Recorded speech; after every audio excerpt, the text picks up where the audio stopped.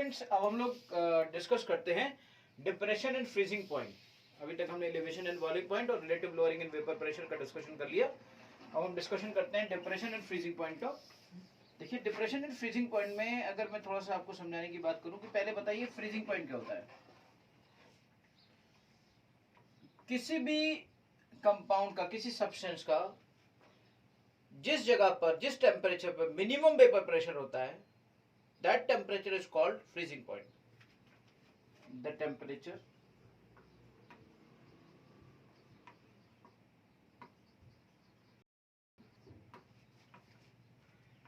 at which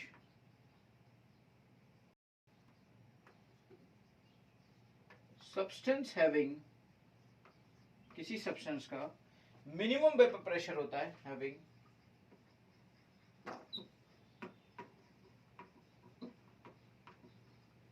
minimum vapor pressure is called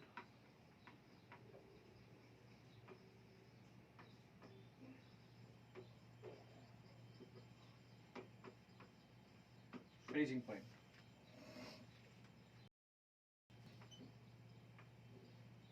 ठीक है, देखते हैं ग्राफ के थ्रू कि हम इन चीजों को कैसे समझ सकते हैं।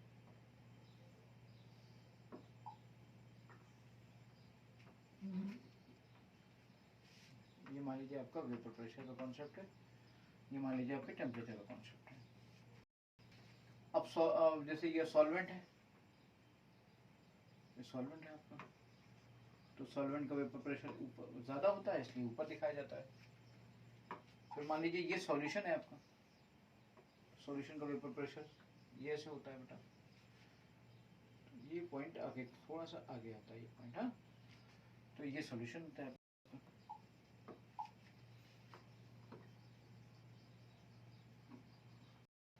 देखिए मिनिमम वेपर प्रेशर जो ये आ रहा है, इसका टेम्परेचर ये T0F कहलाएगा, और यहाँ पे सॉल्यूशन वाले पार्ट का जो मिनिमम वेपर प्रेशर आ रहा है वो यहाँ पे आ रहा है, और ये आपका TF कहलाएगा। तो मुझे बताइए ध्यान से, देखिए आप, तो सॉल्वेंट के बाद जब वो चीज सॉल्यूशन बन गई तो उसका फ्रीजिंग पॉइंट का कमी आई कि ज्यादा हुआ। जैसे वहां बॉइलिंग पॉइंट में ज्यादा हुआ था तो एलिवेशन कहा गया था, यहाँ पे उस चीज की कमी हुई है, दैट इज कॉल्ड डिप्रेशन। तो याद रखिएगा ये जो पॉइंट है ये, इससे कोई मतलब नहीं है। तो ये देखिए आप, यहां पर T0F आपका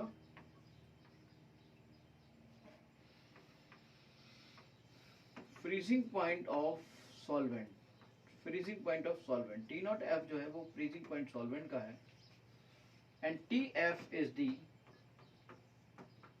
freezing point of solution, freezing point of solution. अब मुझे बताइए दोनों में ये कमी आ रही है ना, तो this is called depression in freezing point. हम इसको कह सकते हैं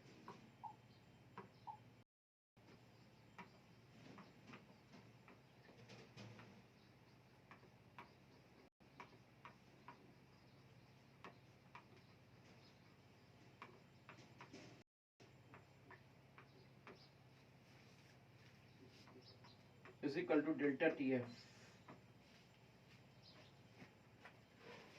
Delta TF is equal to T0F minus TF। देखिए ज्यादा वाले में से कम वाले को घटाएंगे, T0F माइनस TF, इस तरीके से ये बन गया बेटा। ठीक है,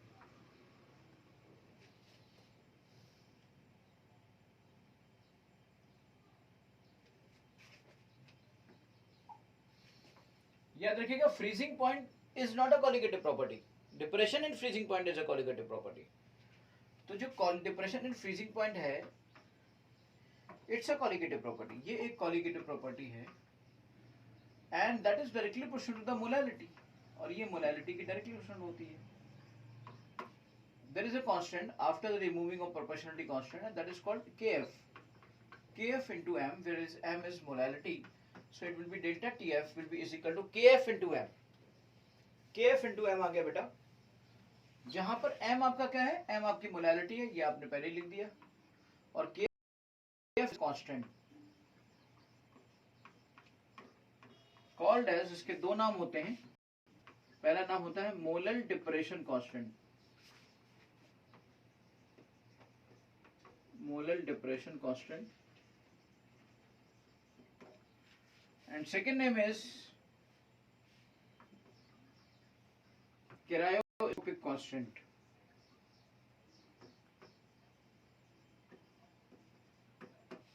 Cryoscopic constant. Okay, so this is basically molar depression constant, and this is basically molar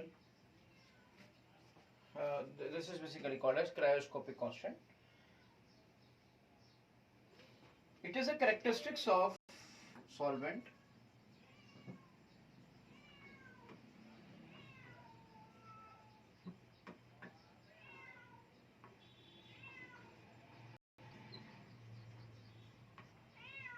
the characteristics of solvent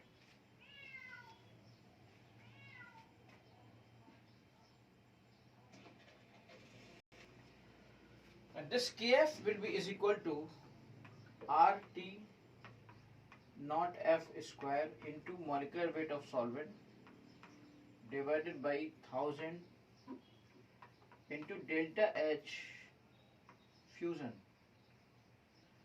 enthalpy of fusion। Kf की वैल्यू आपकी इस तरीके से आ जाएगी। यहाँ पे सब कुछ बेटा मॉलिक्यूलर वेट सॉल्वेंट का है, टी सॉल्वेंट का, आर कांस्टेंट होता है, डेल्टा एच फ्यूजन के बारे में तो आप जानते ही हो। मोलैलिटी की मदद से हम क्या कर सकते हैं, हमने केएफ का पूरा इंफॉर्मेशन आपको दिया। अब मोलैलिटी की हेल्प से हम मॉलिक्यूलर वेट निकाल सकते हैं। डेल्टा ये जो यहाँ पर हमारा केस 1 जो हमने डिस्कस किया था, जिसको हम डिस्कस कर रहे थे, व्हेन द, अब हमें फॉर्मूले निकालने हैं, मॉलिक्यूलर मास निकालना है, तो उसके लिए हम केस 1 निकालें। व्हेन सॉल्यूट इज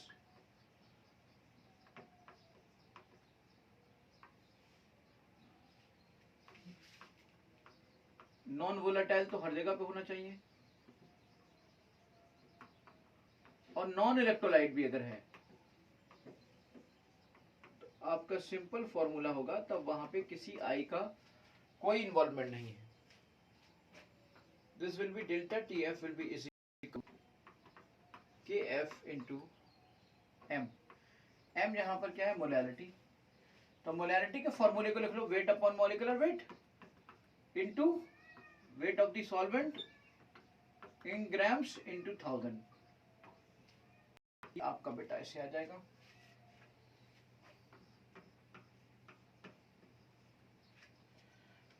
ठीक है,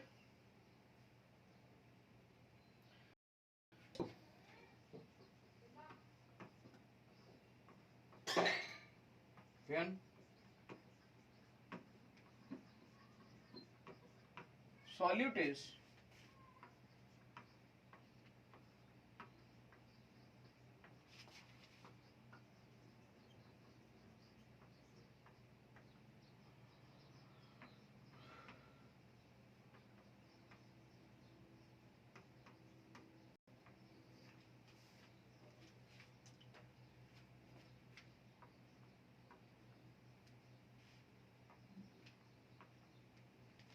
नॉन वोलेटाइल इन इलेक्ट्रोलाइट। जब इलेक्ट्रोलाइट होगा तो आई का इन्वॉल्वमेंट होगा, आई का इन्वॉल्वमेंट होगा मतलब आई इंटू के एफ इंटू एम, और एम के बारे में आप जानते ही हो, एम तो यही होता है भाई। आई की वैल्यू के बारे में मैं क्या बताऊं, अब आई तो हम लोग आई के लिए तो पुराने हो गए भाई, आई तो हम बहुत ही आसानी से अब कैलकुलेट कर ही लेंगे, है ना, आई तो हम बहुत ही आसानी से अब कैलकुलेट कर ही लेंगे, तो इसमें ऐसा कोई इशू नहीं है। ओके,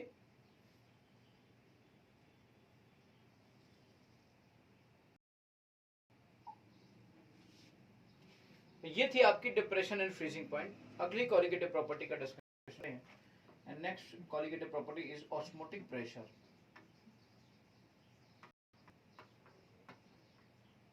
याद रखिएगा, कॉलिगेटिव प्रॉपर्टी का मतलब है ऐसी प्रॉपर्टी जो सिर्फ नंबर ऑफ पार्टिकल्स पे डिपेंड करे, नेचर ऑफ पार्टिकल्स पे डिपेंड ना करे कि पार्टिकल्स का नेचर क्या है, सिर्फ पार्टिकल्स पे डिपेंड करे। नेचर ऑफ पार्टिकल्स से उससे कोई वास्ता नहीं है, उसका उससे कोई मतलब नहीं है कि नेचर ऑफ पार्टिकल्स क्या है। ऑस्मोटिक प्रेशर का अगर हम ध्यान रखें यहां पर, तो osmotic pressure is basically that hydrostatic pressure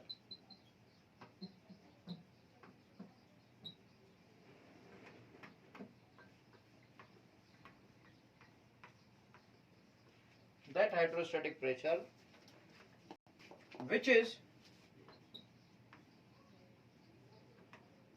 required to stop the osmosis.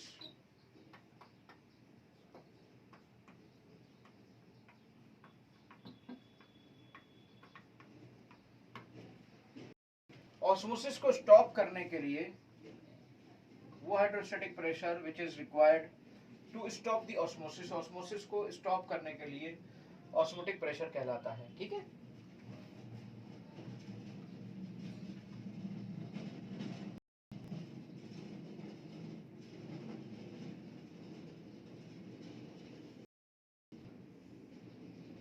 Osmosis क्या होती है? इसे कहते हैं बेटा semi membrane, SPM, movement of the solvent particle from the lower concentration to higher concentration through semi permeable membrane is called osmosis. मान लीजिए osmosis, movement of the particle ऐसे लग रहा है, मान लीजिए ऑस्मोसिस से सॉल्वेंट पार्टिकल्स ऐसे मूव कर रहे हैं। अब इस ऑस्मोसिस को स्टॉप करना है आपको, तो आपने क्या किया, यहां पर एक पिस्टन लगा दिया और उस पिस्टन से हाइड्रोस्टेटिक प्रेशर पाई अप्लाई किया, एंड दैट प्रेशर अप्लाइड, और इस तरीके से वो ऑस्मोसिस को रोक देता है, स्टॉप द ऑस्मोसिस, वो ऑस्मोसिस को रोक देता है। अपोजिट डायरेक्शन में हाइड्रोस्टेटिक प्रेशर लगा देते हैं। Osmotic pressure is representing by and which is called as pi is equal to h rho। इस तो हाइड्रोस्टेटिक प्रेशर के टर्म में पाई की डेफिनेशन हो गई, लेकिन पाई को मैं और अच्छे से डिफाइन करने की कोशिश करूं, so it will be CRT। तो ये CRT के फॉर्म में आपके सामने आएगा। CRT को आई कैन राउंड C को हम लिख सकते हैं पाई इज इक्वल टू होता है CRT, C को हम लिख सकते हैं N/V RT। This osmotic pressure is a colligative property. This is a universal solution constant. ये solution constant यहाँ पे कहलाता है, वैसे होता ही ये गैस constant है, लेकिन कहलाता यहाँ पर universal solution constant है। अब R की वैल्यू 8.34, अगर आप नॉर्मल MKS में रखो तो R की वैल्यू 8.314 SI में होती है, वैसे 0.0821 भी होती है, और वैसे आपकी 1.98 भी होती है। अगर आप इसे कैलोरी में लो, कैलोरीज, किलो कैलोरीज की बात की जाए तो ये भी होती है। जूल में वो होती है, लीटर एटमॉस्फेयर में ये होती है, जूल के टर्म में ये होती है और लीटर एटमॉस्फेयर में ये होती है। ये सब बातें तो हम पहले भी डिस्कस कर रहे हैं। सो this is basically solution constant. Okay, यहाँ पर हमारा ये जो पाई है that will be is equal to N/VRT। N जहां पर क्या है, नंबर ऑफ पार्टिकल्स पे डिपेंड कर रहा है, इसका मतलब pi is a colligative property, एक कॉलिगेटिव प्रॉपर्टी है।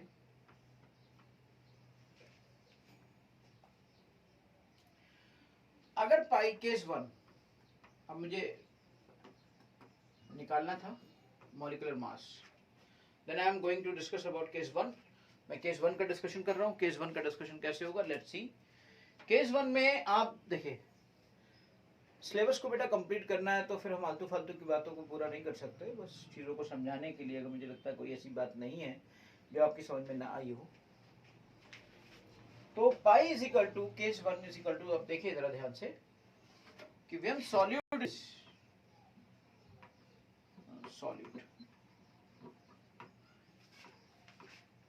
Non volatile,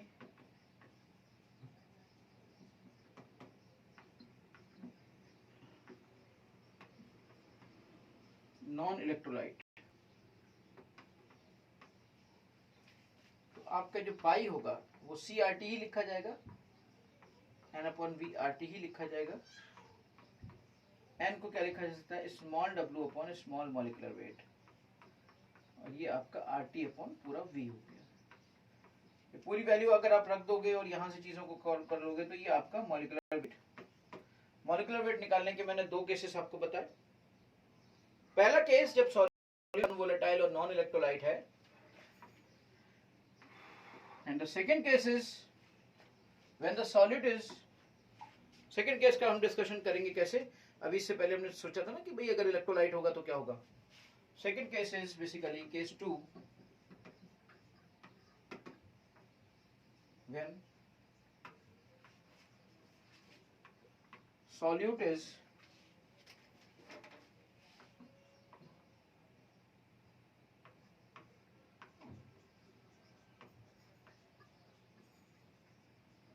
non-volatile and electrolyte.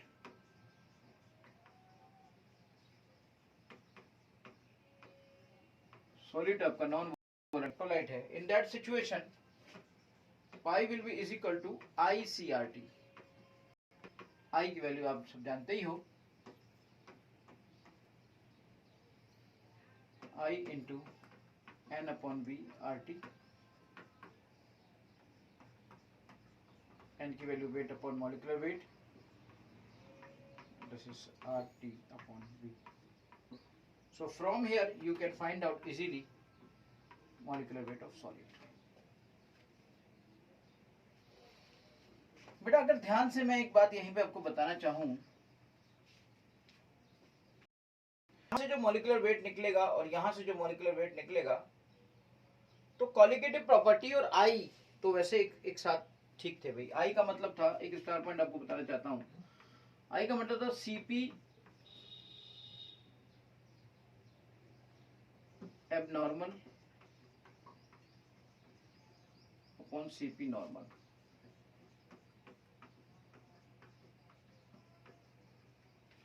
लेकिन अगर इस आई को हम मॉलिक्यूलर वेट के टर्म में लिखोगे ना तो उल्टा हो जाता है, मॉलिक्यूलर वेट नॉर्मल लिखा जाता है और नीचे एबनॉर्मल लिखा जाता है, यानी कि मॉलिक्यूलर वेट रिलेशन आई के साथ उल्टा हो जाता है। जैसे कॉलिगेटिव प्रॉपर्टी का जो रिलेशन होता है वो मॉलिक्यूलर वेट का रिलेशन उससे उल्टा होता है। ये मैं बताना चाहता था, इस ये टर्म पे क्वेश्चन आपका एग्जाम में आ चुका है, that's why I am talking to about you, talking about this. So this is your i, ये आपका आई है और ये आपका ये है।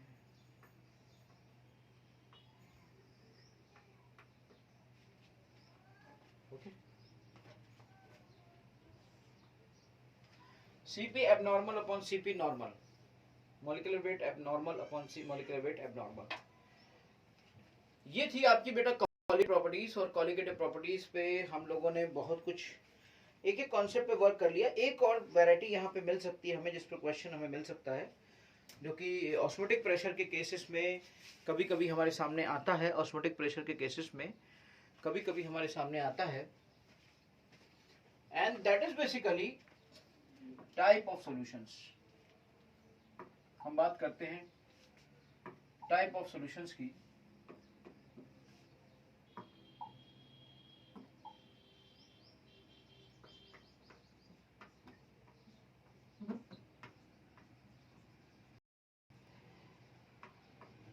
ऑस्मोटिक प्रेशर के बेस पे सॉल्यूशन को कई तरह से किया जा सकता है। पहला है isotonic solutions.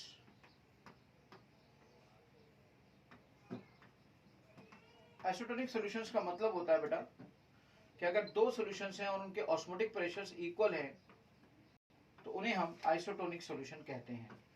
If we have two solutions and they have, if we have two solutions and we have, if we have two solutions, one is isotonic, मतलब दो सॉल्यूशंस हैं और उन दोनों का ऑस्मोटिक प्रेशर अगर बराबर है तो हम उसको, दूसरा होता है सॉल्यूशन और हाइपोटोनिक सॉल्यूशन। अब दूसरा केस क्या हो सकता है, एक ज्यादा हो दूसरा कम हो। तो जिसका ज्यादा ऑस्मोटिक प्रेशर होता है ना बेटा, जिसका ज्यादा ऑस्मोटिक प्रेशर होता है दैट इज कॉल्ड हाइपरटोनिक, ये हाइपरटोनिक हुआ, और जिसका कम होता है that is called hypotonic.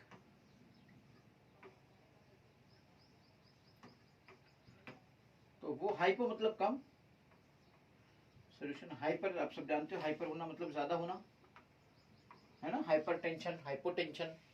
Hypertension मतलब ज्यादा होना, वीपी होना। ये आपका हाइपोटोनिक है बेटा, हाइपोटोनिक, और ये आपका हाइपरटोनिक है, हाइपरटोनिक सॉल्यूशन।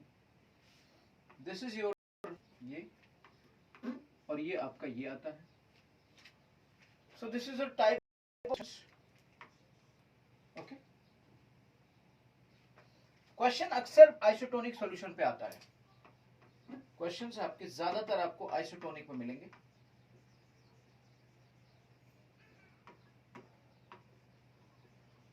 एक एक करके कुछ और क्वेश्चंस का डिस्कशन करेंगे आइसोटोनिक पे। नॉर्मली क्वेश्चन आपको मिलेगा तो आप कह सकते हो पाई 1 इज इक्वल टू पाई 2, और यहां से आप ऐसे कह सकते हो n1। अगर बाकी की चीजें कांस्टेंट हैं, और अगर कांस्टेंट ना हो तो आप वैसे कर लेना, मैं ज्यादातर कांस्टेंट रहती है। अगर वॉल्यूम कांस्टेंट ना हो तो देख लेना, वैसे वो ज्यादातर कांस्टेंट होता है। इफ आपके ज्यादातर ये चीज कांस्टेंट होती है तो ये आपका weight upon molecular weight 1 is equal to weight upon 2 molecular weight upon 2, ये आपका आएगा। इस तरह से आप एक का वेट देकर दूसरे का वेट आराम से निकाल सकते हो, या एक का मॉलिक्यूलर वेट, दोनों का वेट दे दिया तो मॉलिक्यूलर वेट आराम से कैलकुलेट कर सकते हो। इस पर बेस्ड क्वेश्चंस बहुत बार आए हैं। Let's do some questions on these colligative properties. पहले इस तक यहां तक चीजों को आप रिवाइज कर लें, एक बार ब्रश अप कर लें, एक बार चीजों को मेमोराइज कर लें, अपने जहन में बिठा लें, एंड इसके बाद हम लोग कुछ क्वेश्चंस करने जा रहे हैं।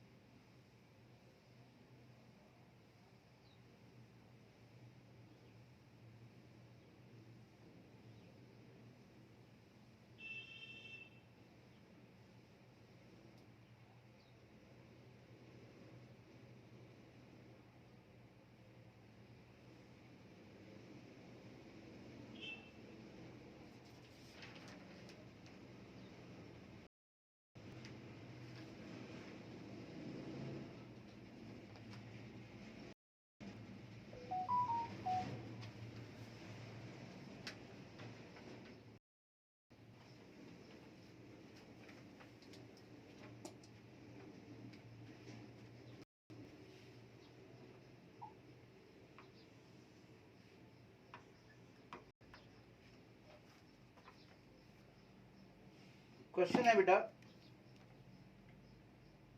a sodium sulfate is considered to be completely dissociated, considered to be considered 100% यानी complete dissociated मतलब अल्फा दिया है 1, and sodium sulfate is completely dissociated,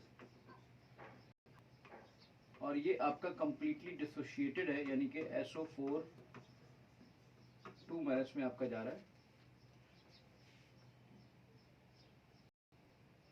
The change in freezing point of water, the change in freezing point of water, इसका मतलब ये discuss किया, यही पूछा है आपका। The change in freezing point of water when 0.01 mole of sodium sulfate, when 0.01 mole of sodium sulfate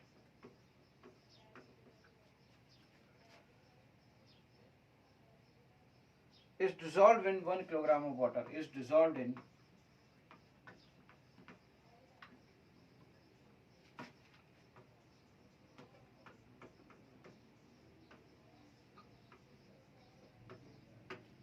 1 kilogram of water.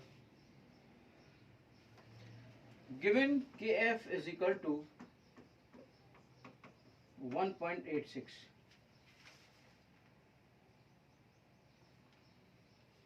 First option, option तो दिए हुए हैं। फर्स्ट ऑप्शन 0.0186 के, सेकंड ऑप्शन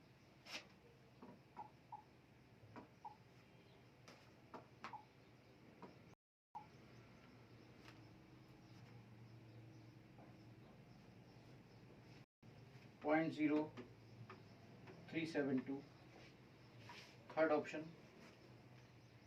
0.0558, फोर्थ ऑप्शन 0.0744। ठीक, तो इसका मतलब अगर आप यहां से निकालना चाहते हो तो आप एक काम करते हैं, येलो ले लेते हैं। अगर आप यहाँ पे निकालना चाहते हो delta T F is equal to K F into M, और अगर हमारा ये है तो आई से और मल्टीप्लाई कर दो। के एफ दिया गया है, आई के एफ दिया गया है 1.86। मोलैलिटी में क्या क्या होता है, wait upon molecular weight into ये होता है। तो एक काम करो, मॉलिक्यूलर वेट तो क्या पूछा गया है, पूछा गया delta T F, delta T F पूछा गया है। तो इसका मतलब ये हुआ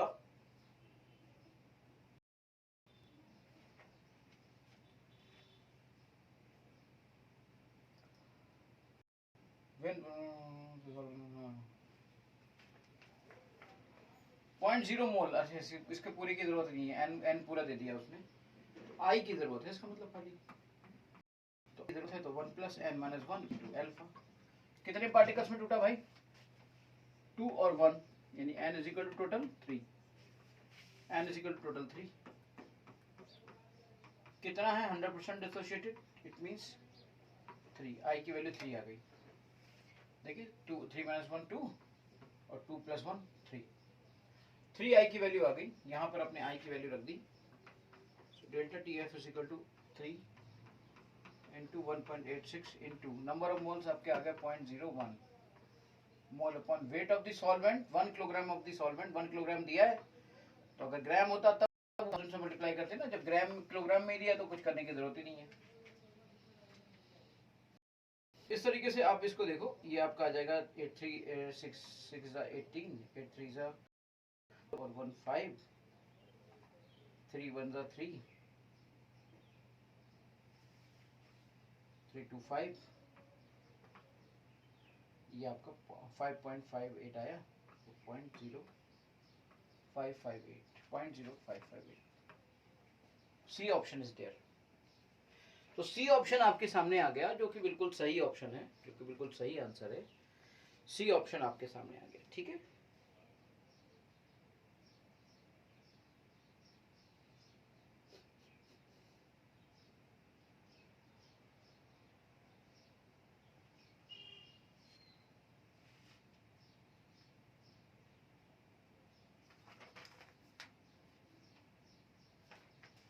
मुझे लगता है ये क्वेश्चन आपको अच्छे से आ गया। इलेक्ट्रोलाइट के साथ ये चीजें हमने कर ली। अब देखिए विदाउट इलेक्ट्रोलाइट अगर कोई क्वेश्चन आता है तो कैसे आता है। इथिलीन आपका जो है विदाउट इलेक्ट्रोलाइट है, मतलब एंटी नॉन इलेक्ट्रोलाइट है। नेक्स्ट क्वेश्चन कि एथिलीन ग्लाइकोल आप जानते हैं क्या होता है। Ethylene glycol is basically this is ethylene glycol, और ये आपका नॉन इलेक्ट्रोलाइट लिया जाएगा। तो इसको तो ये तो टूटेगा नहीं, ठीक है। अगला क्वेश्चन है AIEEE 2011 से, ethylene glycol is used as anti freeze in cold climate, used as anti freeze in cold climate. Cold climate में एंटी फ्रीज यूज होता है। Mass of ethylene glycol should be added to 4 kilogram of water, मतलब इसका लीजिए हमने W ले लिया, and that should be added to the 4 kilogram of water, और वो 4 किलोग्राम की कैपिटल W हो गया, capital W 4 kilogram of water. और ये आपसे पूछा गया है कि कितना मास आप मिला रहे हो। To prevent it freezing from freezing at -6 degree centigrade, freezing at -6 degree centigrade, मतलब जो TF है that is basically -6 degree centigrade. और इसमें जो सॉल्वेंट का अगर आप देखोगे तो आपको वो तो पता ही है ना कि T0F यहाँ पे फ्रीजिंग 0 डिग्री सेंटीग्रेड होगा, ये तो आपको खुद से पता होना चाहिए।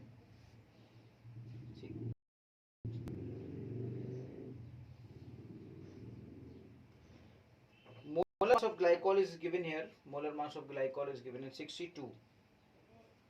बहुत ही आसान, देखिए सीधे सीधे फॉर्मूले में रख दीजिए। मैंने सारी चीजें आपको दे रखी हैं। Delta TF is equal to KF into M. M is basically molality, which is defined as weight upon molecular weight into weight of solvent in kilogram. अगर ऊपर 1000 से मल्टीप्लाई नहीं करना है। Delta TF is basically TF not minus TF. So, ये ज्यादा होता है, ये कम होता है। KF की वैल्यू यहाँ पे दी गई है, KF की वैल्यू दी गई है 1.86. KF is given here 6. Molecular weight is given here 62. Molecular weight आपका 62 दिया हुआ है। AIEEE 2011।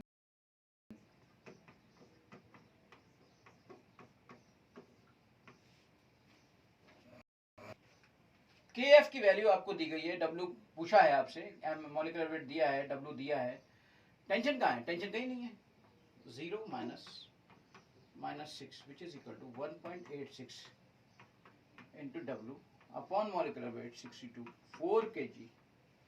Simply put 4 kg, it becomes 6. Solve it.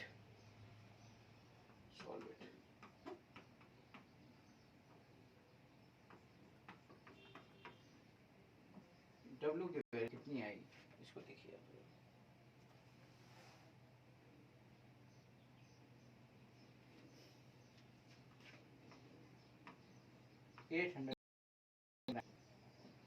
0.8 kilogram आएगा बेटा।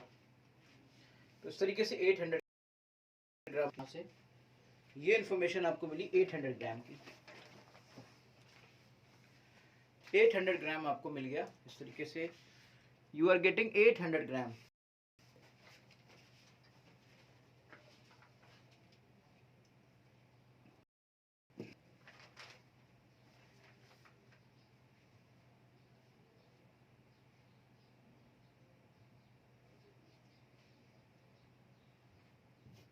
एक क्वेश्चन है जो ऑब्जेक्टिव में कई बार ऐसा पूछा जाता है आपसे, कई बार ऐसा आता है आपके सामने। बहुत ही अच्छा क्वेश्चन है।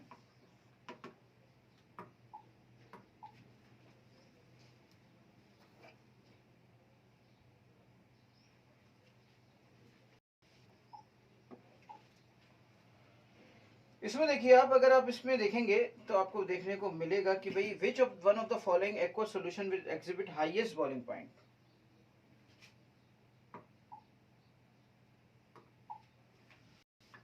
which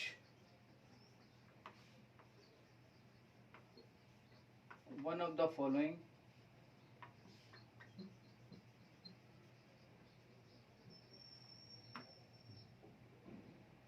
aqueous solution will exhibit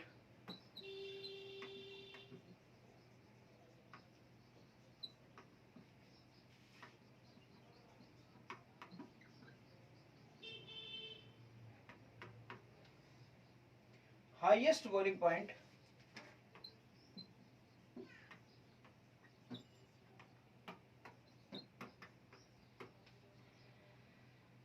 पहला ऑप्शन है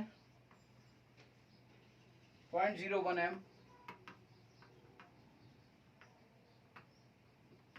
Na2SO4। दूसरा ऑप्शन है 0.015 ग्लूकोज।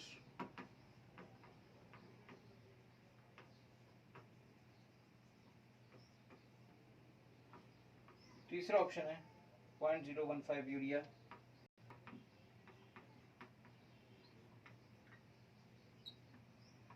चौथा 0.01 m KNO3।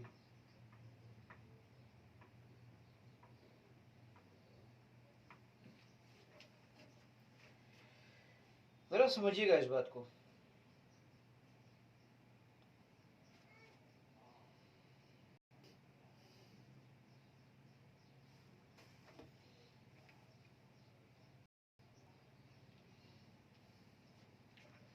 याद रखिएगा कि जो प्रॉपर्टी होती है ना, वो कॉलिगेटिव प्रॉपर्टी आपकी इस बात पे डिपेंड नहीं करती है कॉन्सेंट्रेशन क्या है, इस बात पे डिपेंड करती नहीं है वो इलेक्ट्रोलाइट है नॉन इलेक्ट्रोलाइट है, उसके नेचर पे डिपेंड नहीं करती है, बल्कि इस बात पे डिपेंड करती है कि उससे कितने पार्टिकल्स मिल सकते हैं, how many particles.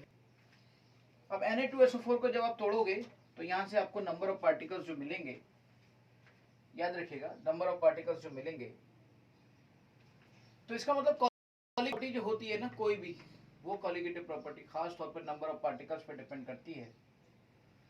Colligative property आपकी नंबर ऑफ पार्टिकल्स पे डिपेंड करती है। इसमें मैं एक एक करके आपको बताऊंगा। तो डेल्टा टीवी जो होगा वो भी नंबर ऑफ पार्टिकल्स पे डिपेंड करेगा,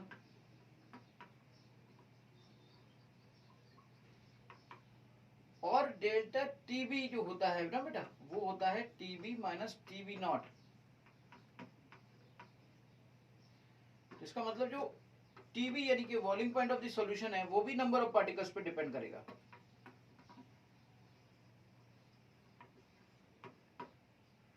अब इसमें देख लीजिए सबसे ज्यादा नंबर ऑफ पार्टिकल्स किसमें है, सबसे ज्यादा नंबर ऑफ पार्टिकल्स यहां पर आपके पास किसमें है, Na2SO4 जब टूटेगा तो वो बनेगा 2Na+ और SO4 2-। इसका मतलब यहां पर नंबर ऑफ पार्टिकल्स 3 हैं, टोटल 2 1 3। ग्लूकोज में नंबर ऑफ पार्टिकल एक ही है, वो टूट ही नहीं रहा है, इसमें भी ये पार्टिकल एक ही माना जाएगा क्योंकि टूट ही नहीं रहा है। ये टूटेगा भी तो पार्टिकल 2 होंगे, एक K+ बनेगा और ये NO3- बनेगा।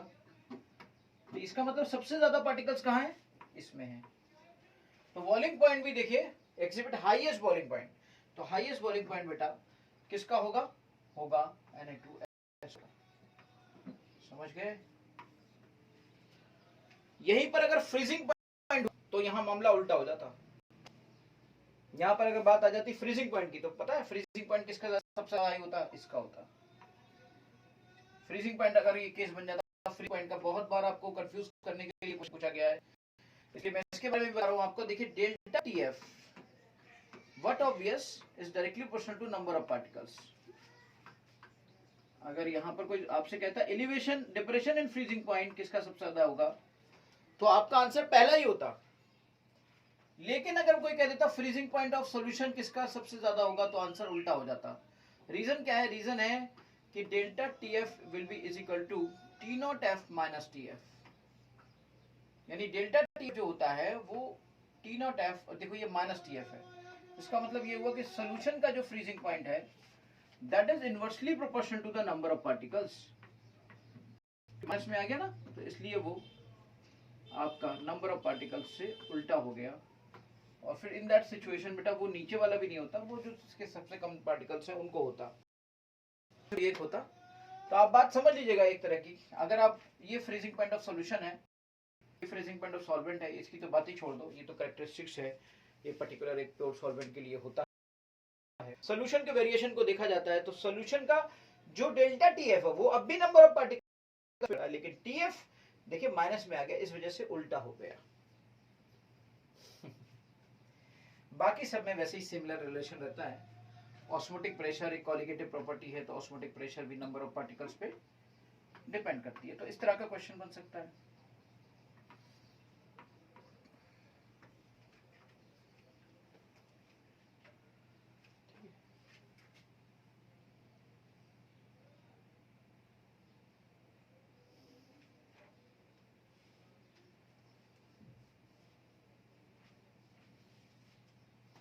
Let's do one more question of this type on osmotic pressure। अभी तक हमने osmotic pressure पे क्वेश्चन नहीं किया था, हम उसको कर लेते हैं। फिर हम सबसे पहला क्वेश्चन, पहले तो एक नॉर्मल क्वेश्चन करेंगे उस पे, फिर आइसोटोनिक वाला करेंगे question.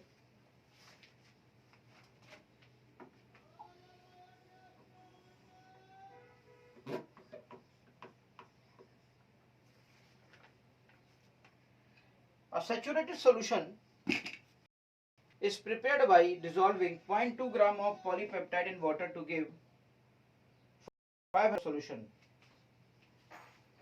0.2 gram in 500 ml of solution।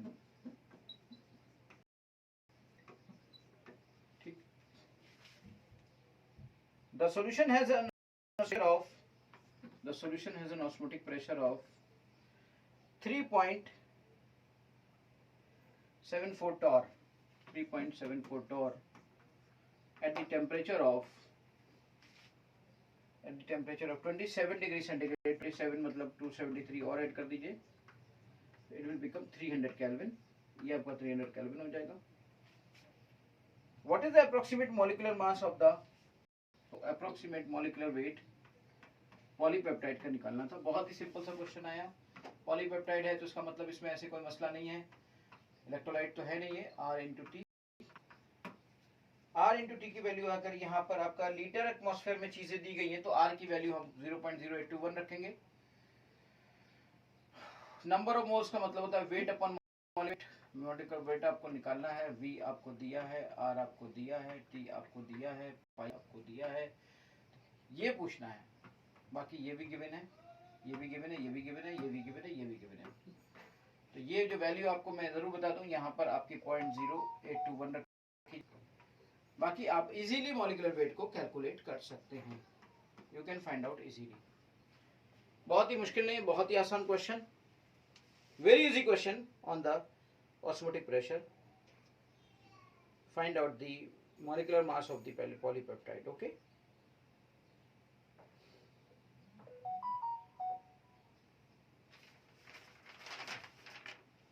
Isotonic solution पे बेटा एक अच्छा क्वेश्चन आया था AIEEE 07 में. उस क्वेश्चन को हम लोग करते हैं. Let's do that question on the type of isotonic solution.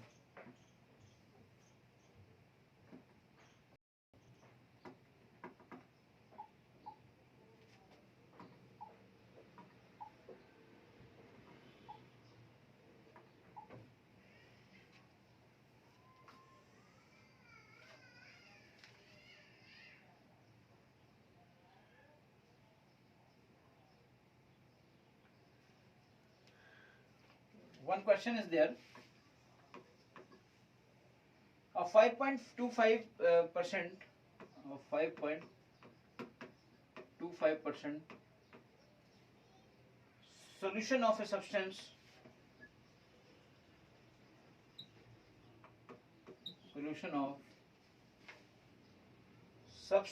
is isotonic with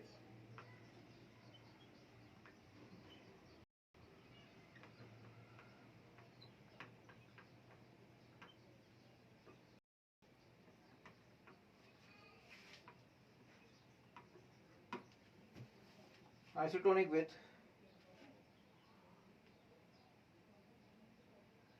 1.5% solution of urea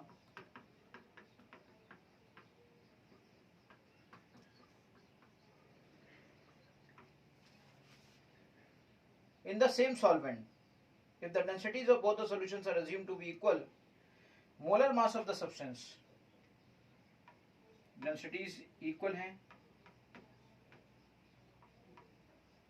solvent equal, solvent same solvent है,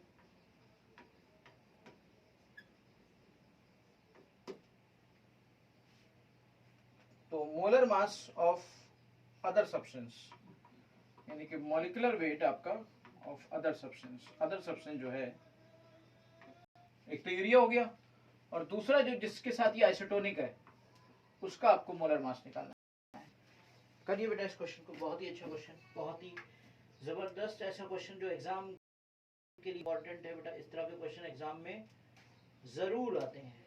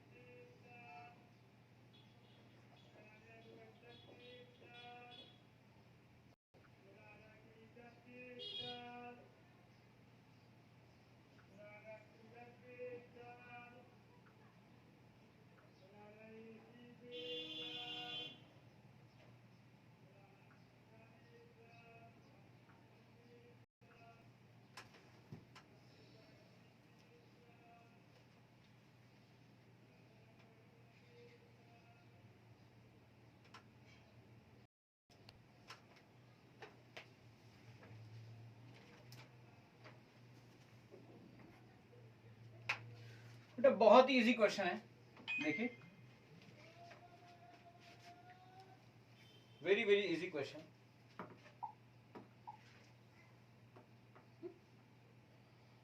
5.2%, 2.5%, 5.25 ग्राम substance in 100 ml of solution। इसका मतलब समझ जाइए, ठीक है। और दूसरे का मतलब समझ लीजिए, दूसरे का मतलब 1.5 gram urea in 100 ml of solution. तो आपको ml तो पहले ही पता हो गया। अब दोनों आइसोटोनिक है, इसका मतलब पाई 1 इज इक्वल टू पाई 2, ठीक। आइसोटोनिक है, पाई 1 इज इक्वल टू पाई 2, और दूसरा दोनों ही आपके नॉन इलेक्ट्रोलाइट है, तो कहीं आई लगाने की भी जरूरत नहीं पड़ेगी। ये हो गया आपका N1 upon into RT upon V is equal to N2 into RT upon V, क्योंकि देखिए वॉल्यूम भी सेम है, टेम्परेचर भी सेम है, ये सब कट गया। 100 ml of solution, 100 ml of solution.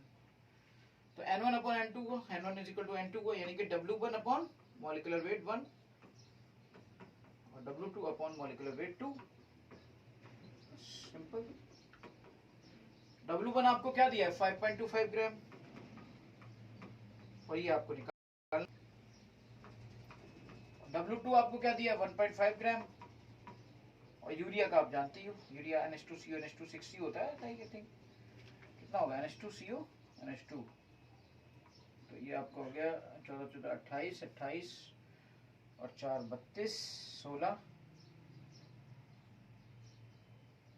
28 और 4 32 32 और 12 44 44 और 16 60 60 हो गया बेटा। तो ये इस तरीके से आप मॉलिक्यूलर वेट इजीली इसको निकाल सकते हो, ठीक है। तो ये था आपका कॉलिगेटिव प्रॉपर्टीज बेटा, और कॉलिगेटिव प्रॉपर्टीज में हमने हर वैरायटी के क्वेश्चंस को किया, और भी जबरदस्त क्वेश्चंस आपके सामने आते रहेंगे। जब एग्जाम में देंगे तो उसमें भी और अच्छे क्वेश्चंस आएंगे बीच में, और हम आपको प्रैक्टिस कराएंगे। किसी भी तरह की प्रॉब्लम हो तो आप उसके लिए डिस्कस जरूर करिए, बिना डिस्कशन के बेटा आप कुछ आगे चीजों को सॉल्व नहीं कर सकते। Thank you.